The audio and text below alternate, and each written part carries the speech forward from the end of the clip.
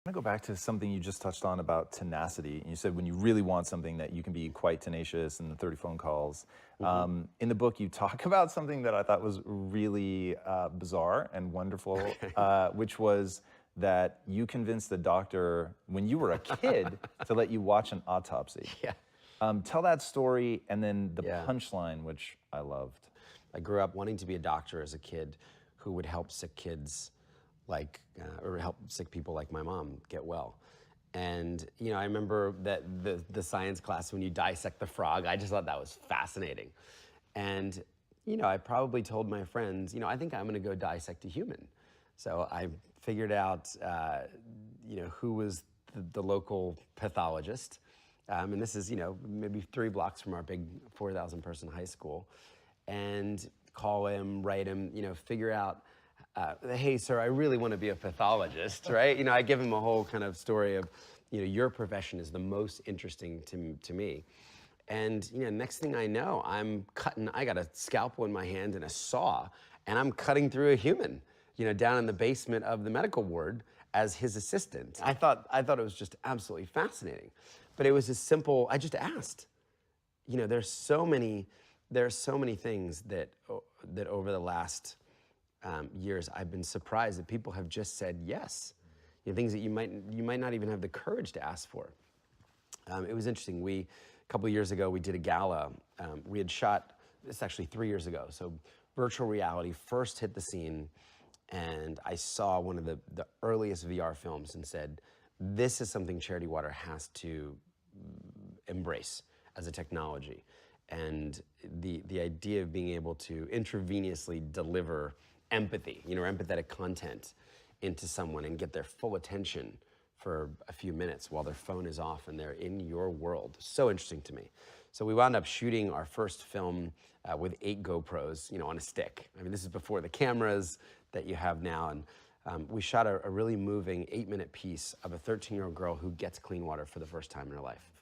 So we have this film, and I have this vision of serving the film up at our gala in synchronous viewing to 400 people at the same time. And our gala was in the Metropolitan Museum of Art in the Temple of Denver, right? Like the amazing Egyptian wing of the Met, with the pool and the glass looking out on Central Park. And 400 people would be coming in black tie, and I just had the vision. I could see it so clearly.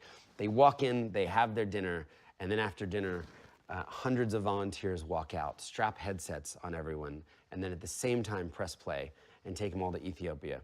Bring them back, I hope, genuinely moved, right? I imagined this in my mind, tears screaming, streaming down people's faces, mascara running. And then I would ask them to give what was in their hearts to clean water. So, I tell my team the idea, like, cool idea, right? But we couldn't get the VR devices. No one would give them to us. So I just wouldn't take no for an answer. I was trying to figure out, could we go buy, it was about $800 for the package. It was an expensive phone, and then this is pre-Oculus and all the stuff that we had now. It was Gear VR. And it was no after no after no. It was too expensive to buy. I was looking into, could we buy 400 and list them on eBay the next day and take the hit? And everybody was just saying, no, we can't do it, it's too expensive. I wouldn't let go. I found my way to the Verizon CMO, eventually convinced him to loan us 400 of the new phones, and then leveraged that to then work my way all the way up the Samsung chain, and finally got a VP who, because Verizon did the phone, said, okay, I'll send over pallets of the things, and we got him, and we wound up getting it all for free. I think we raised $2.7 million after people came back to give 270 villages clean water. So I think a lot of these things start with me seeing it at the end. It's almost like seeing the press release. I mean, I can see the day on earth when everybody has clean water. I can see that drop the mic moment where no human being, simply because of where they're born, is gonna die of bad water, is walking 5 hours to a swamp or a pond or a dirty river.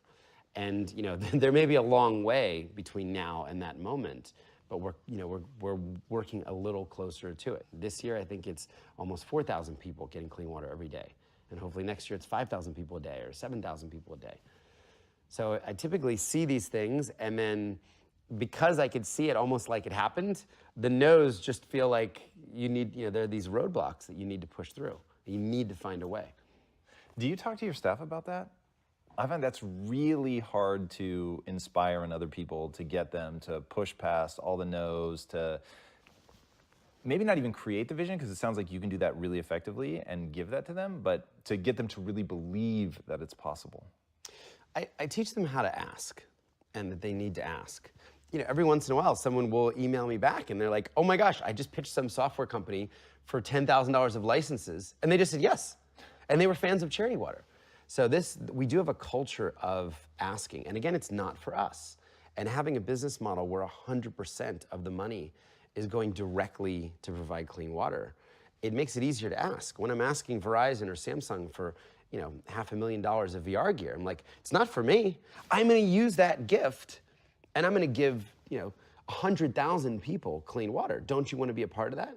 So I think it's excitement, it's asking, it's invitation. So I have learned that you just have to ask and then you have to push through the no's. And enough people have said yes now, to now impact 8.5 million lives. But boy, if I could count the no's, there's tens of thousands of no's that we've all heard over the last decade. And is there anything specific that you teach your staff about how to ask? You don't want to be entitled ever. So it's a really grateful ask. You're telling the story of what you're asking for, why you're asking for it. If you're asking for a gift in kind, which we do a lot, for the free web services or free software, or Samsung gave us $50,000 of TVs for our new office. This is a funny story. We built out our headquarters in New York, and amazing. We have these amazing stories of people encountering Charity Water and being radically generous. And we had a landlord who had given us headquarters in New York for $8 a square foot in Soho. Market was like 60 a foot or something. And this landlord then moved us into a new office in Tribeca. As we grew, it was 25,000 square feet or so.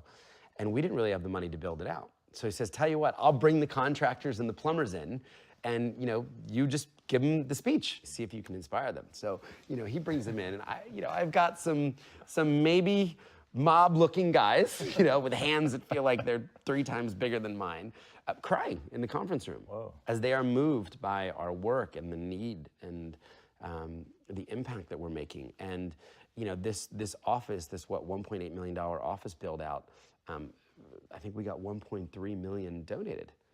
Because everybody wanted to be a part of it. So Samsung said, well, we can give you $50,000 of TVs for KPIs and dashboards all around the office. And the architect wound up donating all of their fees back. And WeWork said, well, we'll give you furniture that we have in warehouses, because we'd rather your staff be sitting in it to change the world than sitting in a WeWork warehouse somewhere. That's the culture that we're trying to instill. And you get enough yeses, and then you grab onto that yes, and it powers you through a lot of no's. It powers you through the discouragement. You've got people